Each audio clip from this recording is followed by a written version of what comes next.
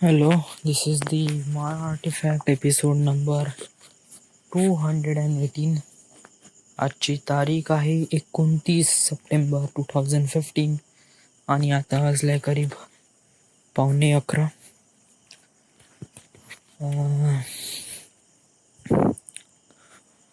वेल आज काय झालं की आज मी पेंटीकडे गेलो अभ्यासाला. कारण वाय काहून सांगतो. ओके ते का खूप दिवस झाले मी मित्रांसोबत हँगआउट नाही केलं. चला म्हणले याच्याच बहाण्याने थोडा बहुत अभ्यास पण करून घेऊ आणि मित्रांसोबत पण होऊ. तर त्यामुळे मी पेंटीकडे गेलो. तिथे सगळेजण अभ्यास करत होते, त्यामुळे मी पण अभ्यास करत होतो. काही गोष्टी लागल्या म्हणजे इट टच माय हार्ट, म्हणजे हर्ट झाल्या. वन थिंग की बॅडी म्हणजे बादल हा सुबोधला शिकवत होता what is absorbing device, work absorbing device काय असते. तर मी त्यांच्याकडे बघून राहिलो होतो आणि बॅडीने सुबोधला समजवलं आणि त्याचं ऐकता मी पण समजून गेलो की वर्क ॲब्झॉर्बिंग डिव्हाइस काय असते. तर देन बॅडी म्हणे तू आपला अभ्यास कर, म्हणे तू कशाला पाहून राहिला. तर मी म्हणलं तू जे सांगता इज राईट अँड मी हा कन्सेप्ट पहिल्यांदा ऐकला त्यामुळे. तर बॅडी म्हणे की बरोबर आहे ना ते, तू तर पॉलीमध्येच आहे. तर दॅट थिंग्स टच का मी पॉलीमध्ये आहे. ओके ठीक आहे, मी याचं वाईट नाही म्हणलं आणि याच्यात बॅडीची पण काही गलती नाही. कारण सगळेजण पुढे गेले आणि मी मागे आहे. अफसोस वाटते बट मी स्वतःला रिअलाईज करून देतो की मी ॲक्च्युली आहे कोण. वन डे मला सांगण्याची पण गरज लागणार नाही का मी कोण आहे. आणि सगळेजण माझ्या जे आतमधले आहे क्वालिटीज त्याची वाह करण. हे नुसते हे नाही म्हणजे मित्रच नाही, तर फॅमिलीवरून सुद्धा पण असे प्रॉब्लेम्स होत आहे. म्हणजे फॅमिली म्हणजे माझे फादर, त्यांना एक असा मुलगा पाहिजे जो इंजिनिअरिंग ग्रॅज्युएशन पटापट केलं, जॉब लागली, दॅट्स डन. त्यांना काय पाहिजे म्हणजे नॉर्मल पीपल, नॉर्मल पॅरेंट्सला ते हेच पाहिजे की आपला मुलगा शिकला पाहिजे, लवकर जॉबवर लागली पाहिजे आणि लवकर पैसे कमवले पाहिजे. सगळ्या पॅरेंट्सला हेच वाटते. तर आणि मी त्यांच्या क्रायटेरियामध्ये उतरून नाही राहिलो आहे. ग्रॅज्युएशन तर सोड बेटा, मी तर डिप्लोमा पण निघून नाही राहिलो आहे. आता माझे नियर अबाउट 5 वर्ष लागले, जे की कोर्स कंप्लीट करण्यासाठी 2च वर्ष पाहिजे होते. तर तेव्हा पण मी वडील जेव्हा रागवतात, म्हणतात की बेटा काय एवढे वर्ष लागून राहिले, एवढे वर्ष लागून राहिले तुला आणि तू काहीच नाही करत आहे, व्हॉट इज इट. म्हणजे पॅरेंट्सला पण तर राग येणार आहे ना, ऑफकोर्स स्वाभाविक आहे. पण मला हे कळून राहिलं की मी यांना कसं काय प्रूव्ह करू की I am the one, I am the great. म्हणजे असं बोलून मी स्वतःला ॲक्सेप्ट करून मी कॉन्फिडन्स माझा लो करत नाही आहे. हां, लो म्हणजे आज माझा आवाज थोडासा कमीच आहे, कारण मला या गोष्टी नाही खटकल्या तेवढं. जेवढं बादलने म्हणलं किंवा वडिलांनी म्हणलं की तुझं असं आहे. एक गोष्ट बहुत लागली, बहुत ही जास्त, आणि ती विशालनी म्हणली. त्याने काही टॉन्ट तर नाही मारला. त्याने म्हणलं की त्यांनी क्वेश्चन केला माझ्यासमोर की 57 अकॅडमी अवॉर्ड जो ऑस्कर विनिंग 2014मध्ये कोणती मूवी आली होती. त्याच्यामध्ये त्यांनी 4 ऑप्शन सांगितले होते. थेअरी ऑफ एव्हरीथिंग, बर्डमॅन, अजून कोणतरी 2 ऑप्शन होते. तर मी सांगितलं theory of everything. Y? Because I am only, म्हणजे हा एक असा मूवी होता ज्याच्याशी मी फिमिलियर होतो. बाकीचे 3 मूवी याच्यासोबत मी फिमिलियर नव्हतो. तर त्यामुळे काय झालं की ते माझं उत्तर जे मी आन्सर सांगितलं इट्स रॉंग. तर रॉंग आन्सर त्यामुळे, आणि ज्याचं करेक्ट आन्सर होतं बर्डमॅन. तर म्हणजे सगळेजणांनी चॉईस तेच केलं होतं, theory of everything, because this is the only one movie who familiar with this. तर सगळ्यांचं चुकलं. उत्तर होतं बर्डमॅन. तर विशाल म्हणे मला वाटलं होतं की आय थिंक तुला याचा आन्सर परफेक्टली माहीत असेल. तर तो शब्द लागला, ओके ठीक आहे सांगतो. आता मी कोणता शब्द लागला, कोणता शब्द टच केला, कोणता शब्द डझंट मॅटर. It's matter. म्हणजे याच्यात विशालचा काही उद्देश नव्हता. त्यांनी जे म्हणलं एकदम करेक्ट म्हणलं. ऑफकोर्स जो बंदा अशा फील्डकडे वळत आहे ज्या फील्डबद्दल त्याला काहीच नॉलेज नाही आहे, तर ऑफकोर्स कोणी ना कोणी काही ना काही तर म्हणणारच आहे ना. त्यांनी कसा शब्द म्हणला की आय थॉट तुला माहीत असं मला वाटलं. तर मला स्वतःलाच वाटलं की मला का नाही माहीत या गोष्टी. Why I doesn't know about the 57 academy Oscar award, who was, which movies won, why don't know. तर याच्यावर जे आन्सर भेटलं मला, जे मी स्वतःलाच विचारलं होतं, याच्यावर माझ्याकडून मलाच आन्सर भेटलं की I am not familiar with this kind of movie. आता हे एक रिझन भेटलं, आणि हे रिझन होतं एक ग्रेटेस्ट फिल्म मेकर मोनू अवथरेचं, जे की मी स्वतःला मानतो. So what is it? तू स्वतःला त्या पायदानपर्यंत म्हणतो, आणि ज्या फील्डमध्ये तू मास्टर असं स्वतःला म्हणतो, आणि तुला त्याच्याबद्दल काही घंटा माहीत नाही, तर बेटा तू कोण आहे? म्हणजे फक्त म्हणल्यानेच नाही होत, स्टोरी बनवल्यानेच नाही होत, बिल्डिंग मूवी बनवल्याने नाही होत. तुला त्या गोष्टीबद्दल काही ना काही नॉलेज पण असलं पाहिजे. ऑफकोर्स. तर yeah it's a bad thing. Why I don't know about this. Well,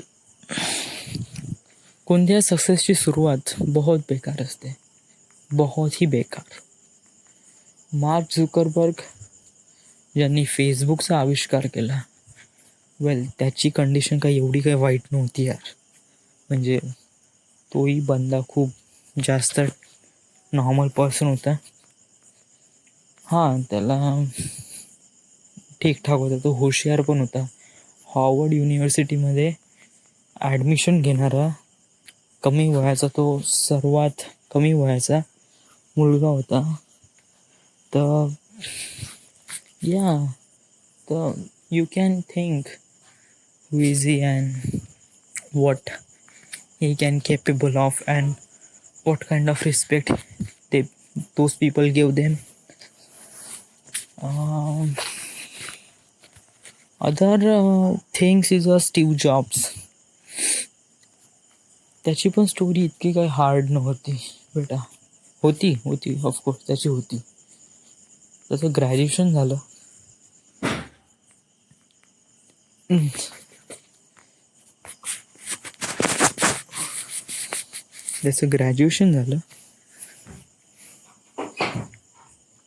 graduation झाल्यानंतर हा स्टीव्ह जॉब्स याने जॉब करण्याचा पहिले प्रयास केला की आपण जॉब करू बा, बट इट वोंट हॅपन.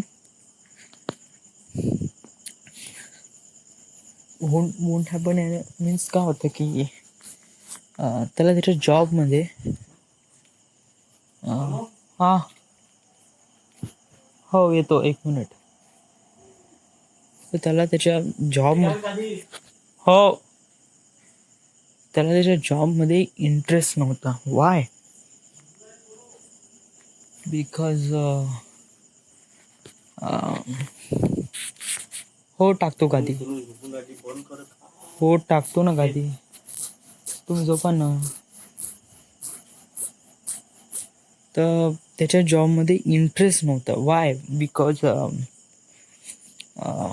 जो सुपरवायझर होता, स्टीव्ह जॉब्सच्या वरचा सुपरवायझर, जेव्हा तो ॲपलच्या अगोदर बिफोर क्रिएटिंग ॲपल, तर तो सुपरवायझर त्याला जे काम सांगत होता ते काफी रद्दी, आणि he can make it by it's talent. त्यांनी काहीतरी 1-2 वर्ष काही जॉब केला असेल ग्रॅज्युएशन नंतर त्याच्या इलेक्ट्रिक फील्डमध्ये, इलेक्ट्रिक इंजिनिअरिंगमध्ये. Plus those kind of people are familiar with the new invention, कारण तो 90sचा हे होता सेंचुरी. त्यामुळे लोकांना नवीन नवीन गोष्टी आत्मसात करण्याचा म्हणजे एक इन्व्हेन्शनचा दौर होता. तर त्यावेळेस जॉब्स याला तर काही कंपनी किंवा असं कम्प्युटर असं काही बनवायचं तर नव्हता ॲट जस्ट स्टार्ट. त्याने त्याच्या मित्राकडून इन्स्पिरेशन घेतली. त्याचा मित्र, त्याचं नाव नाही माहीत, पण मी मूवी बघितला त्याच्यामध्ये तो दाढीवाला आणि तो मोठी केस, त्याच्याकडून तो इन्स्पायर होते. त्यांनी एक स्क्रीन बनवली त्याच्या मित्रांनी, आणि त्या स्क्रीनवर तो एक गेम खेळायचा, कोणता तरी, तो 2 स्लाईड आणि मध्यात एक बॉल. स्लाईडच्या खाली बॉल गेला की गेम ओव्हर. त्याला ते नवीन वाटलं. प्लस त्याच्यात कलर होते. तो ब्लॅक अँड व्हाईट नव्हता, तो कलरमध्ये होता. तर जॉब्सला ते गोष्ट बहुत आवडली. मग त्यांनी विचार केला की आपण एक अशी गोष्ट बनवू जे की खूप आवडली त्यांना. मग त्यांनी ती गोष्ट आपल्या सुपरवायझरला दाखवली. सुपरवायझरला पण बहुत आवडली. त्याचा पेमेंट वाढला स्टीव्ह जॉब्सचा. पण तो सॅटिस्फाय नव्हता.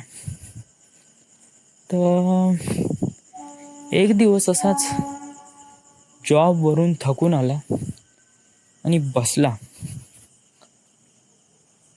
बहुत मारली होती त्याची, म्हणजे जेवढा तो जॉब करून राहिला होता त्या जॉबमध्ये तर बहुतच जास्त एक्झर्शन होतो त्याचं, पूर्ण छीनून घेत होतं त्याचं जे फ्रीडमनेस. तर त्यामुळे काय झालं,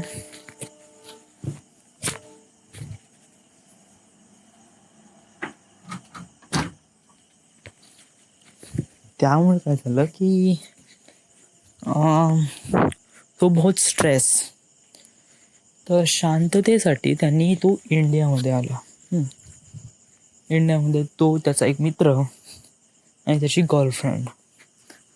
पहिलं त्याच्या फॅमिलीबद्दल तर मला काही जास्त माहीत नाही, कारण मला ॲज अ पर्सन म्हणून स्टीव्ह जॉब्स खूप आवडते. त्याचं पर्सनल लाईफबद्दल मला काहीच इंटरेस्ट नाही. I don't want know about him. तर इंडियामध्ये आला.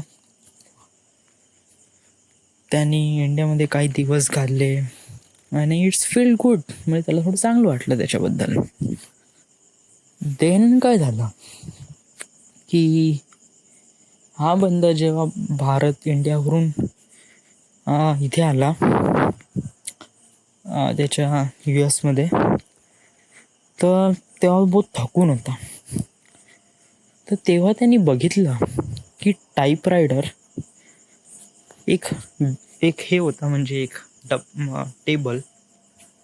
तर टेबलवर एक टाईपरायडर ठेवून होतं आणि त्याच्यावरती TV ठेवून होते, टेलिव्हिजन सेट. बस त्याच्या डोक्यामध्ये आलं आणि त्याला वाटलं की हे काहीतरी नवीन इन्व्हेन्शन आहे, एक नवीन इन्व्हेन्शन. त्याने ठरवलं की जे टेलिव्हिजन आहे त्याला आपण कसं काय कंट्रोल करू शकू. त्यावेळेस IBM कम्प्युटर्स, त्यावेळेस IBM खूप जास्त हे होतं. तर तेव्हा तेव्हा त्याने ठरवलं की असा एक प्रोजेक्ट बनवा ज्याला मॉनिटर आहे, कीबोर्ड पण आहे. कीबोर्ड मॉनिटरला काही हे देतो, म्हणजे मेसेजेस, आणि मॉनिटर त्याचा आउटपुट देतो. आता आपल्याला वाटते खूप पानसट थिंग वाटते, बट इट्स अ 19 मॅन. म्हणजे 1972 काळी, 1972 किंवा 70 किंवा 60च्या काळीच हे लोकांना बहुत अजीब वाटे, बहुतच अजीब. म्हणजे हे एवढं सायन्स फिक्शन बहुत अजीब वाटे. तर त्यांनी आणि त्याच्या मित्रांनी असं काही जस्ट इन्व्हेन्शन केलं. कशा प्रकारे जुगाड करून त्यांनी बोर्ड आणि मॉनिटरला जोडून एक कंपोनंट केला आणि त्याला त्यांनी नाव दिलं ॲपल कम्प्युटर्स. अशा प्रकारे नाव दिलं. बट तो तेवढा इफेक्टिव्ह नव्हता, बिलकुल इफेक्टिव्ह नाही. त्यांनी प्रेझेंटेशन दिलं बट खूप लोकांना आवडलं नाही. एक रिटेलर स्टोअरमधला एक आदमी होता, त्याला त्यांचं इन्व्हेन्शन खूप आवडलं, स्टीव्ह जॉब्सचं आणि त्याच्या फ्रेंड्सचं. तर त्यांनी म्हणलं की मी तुम्हाला ऑफर करतो, मला हे कम्प्युटर्स नाही पाहिजे, मला मदरबोर्ड पाहिजे. जे मदरबोर्ड आहे ते पाहिजे. जर ते तुम्ही बनवू शकाल तर मी तुम्हाला 100 युनिटचा पॅकेज देतो, तुम्ही ते मला विका आणि मी तुम्हाला पैसे देतो. तिथून याची सुरुवात झाली. यांनी काही युनिट्स बनवले मदरबोर्डचे. याच्यामध्ये त्यांनी मित्राची मदत घेतली. हळूहळू हे सिलसिला वाढत गेला. आता रिटेलरपासून इन्व्हेस्टरपर्यंत आले. ॲपल मदरबोर्डपासून मॉनिटर आणि फुल सेट घेण्यात आला. जे इन्व्हेस्टर आहे, तुमच्या वागण्याचा परिणाम आमच्या दोघांच्या कुटुंबावर खूप धोका. मोबाईल फोडू का फोडू का तुला वाटतं आपण दोघांवर जगावून चांगले राहा. तू सांगतो तू त्या माणसाच्या मागे काही कर, पण त्या माणसाच्या पुढे असा कोणताही प्रकार घडू नको. बाहेर नको जाऊ. नाही सर.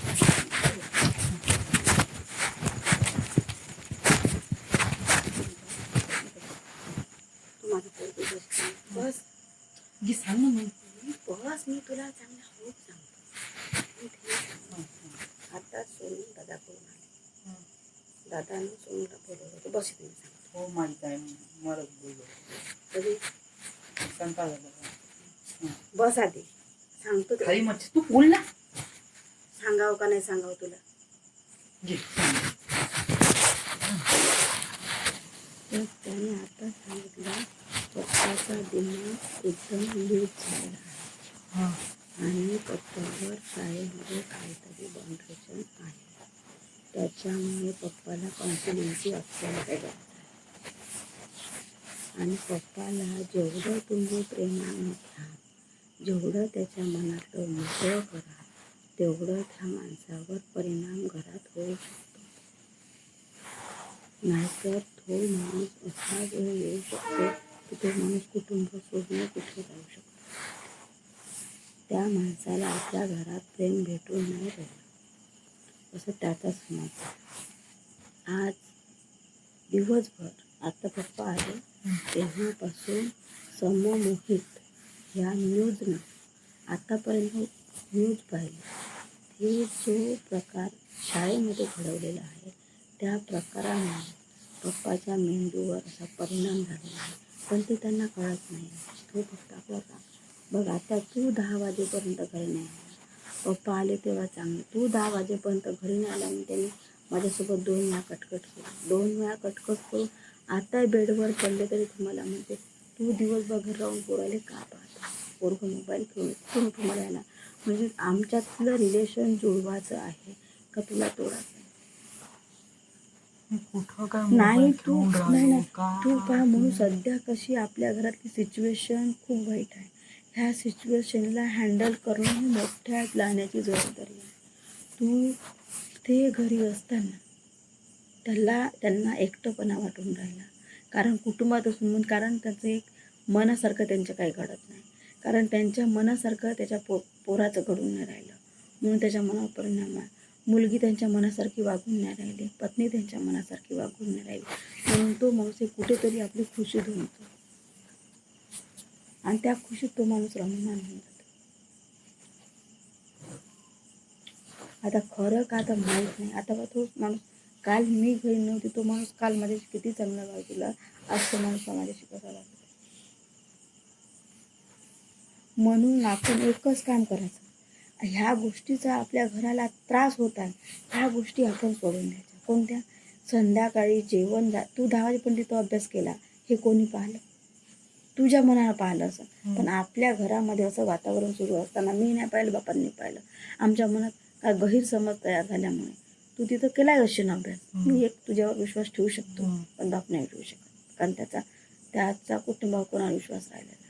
आता जेवण झालं तर पोरगा मोबाईल घेऊन बाहेर फिरून राहिला, पुन्हा त्याच्या मनावर वाईट परिणाम होते. आता तू एकच काम कर, अभ्यास.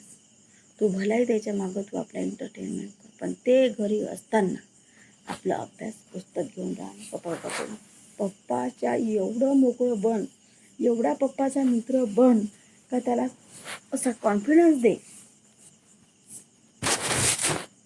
का पप्पा नाही हो पप्पा असं. आणि हे काम पोरच करू शकते. पोरांनी जर हे काम दुरुस्त केलं तर बाप दुरुस्त होऊ शकते, नाही तर त्याच्यातून वाईट परिणाम होऊ शकते.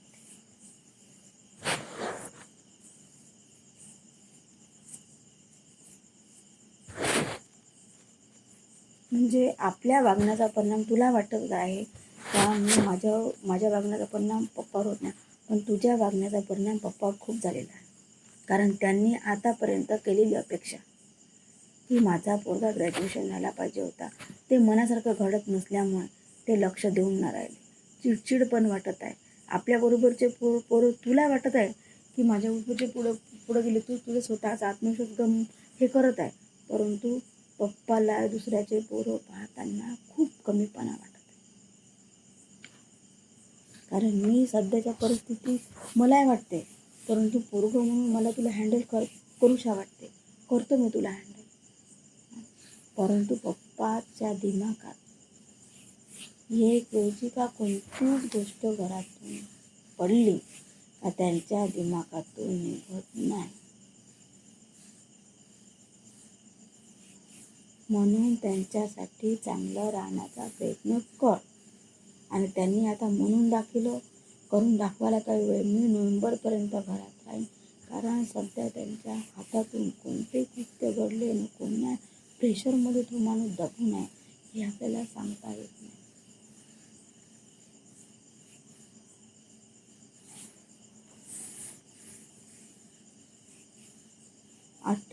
हल्ली त्या टी व्हीवरच्या एका न्यूजमध्ये दाखवलं ना, ह्या समूहामुळे, ह्या वृद्धीमुळे 5 कुटुंब टी व्हीवर पुढे आले. सनातन लोकांनी असा झालेला प्रकार दाभोळकर सुद्धा मेला की हा प्रकार असा होतो, नशेचे कुटुंब उद्ध्वस्त होत आहे बा.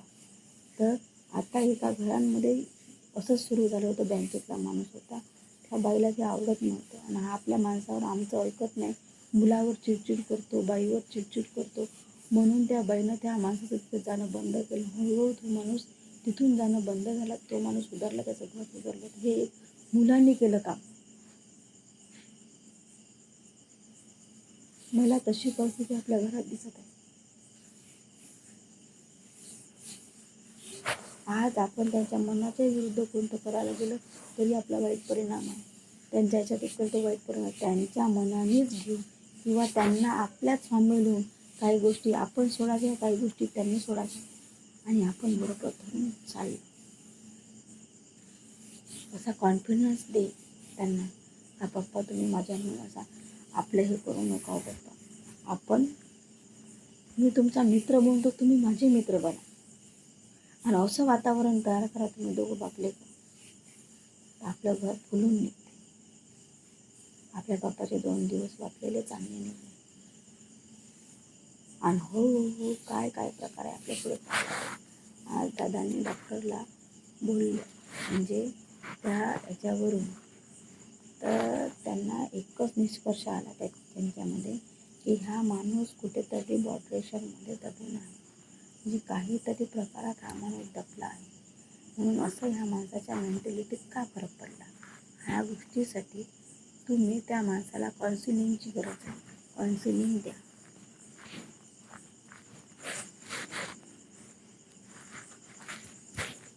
आज कदाचित मला असं वाटत आहे की असं केल्यानं तिथून सुद्धा माझ्या मनाने विरोध करू, पण त्याच्यावर त्याचा ब्रेन वॉश करणं खूप जरुरी आहे. म्हणून असं वागू नको म्हणून. आणि घरातलं वातावरण पप्पाला असा मित्र बनव की त्याने तुझ्याजवळ सगळ्या गोष्टी सांगितल्या पाहिजे.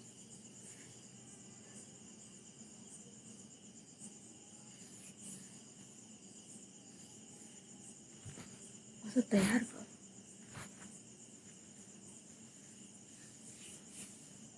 ठेवून दे हा मोबाईल घेऊन राहणं, हे करणं ते करणं. पप्पा तुम्हाला वाटतं ना मी मोबाईल म्हणून वाढलो, हे घ्या मोबाईल ठेवा, मी झोपते चुपचाप शांत. झोपायचा आपण.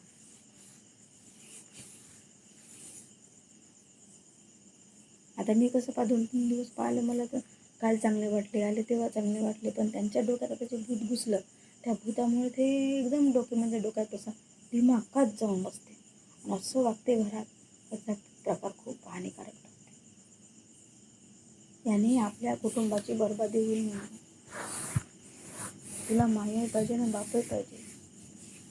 मी अशी नाही म्हणत माझ्या हाताने सगळ्या गोष्टी चांगल्या घडतात, माझ्या हाताने काही वाईट होतं.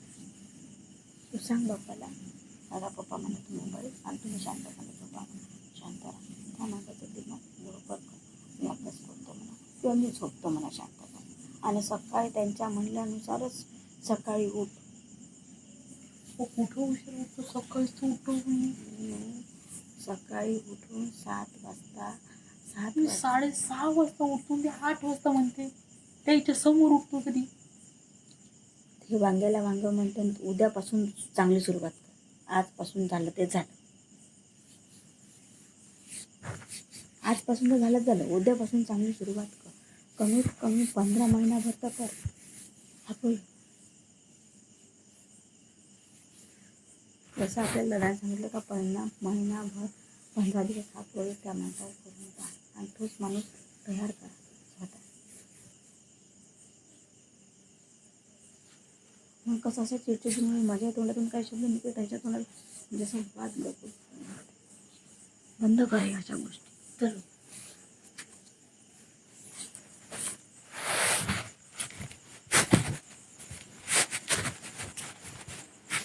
बाई गोळी नाही घेतली का मग तू? ए बाई सोनू गोळी नाही घेतली का मग?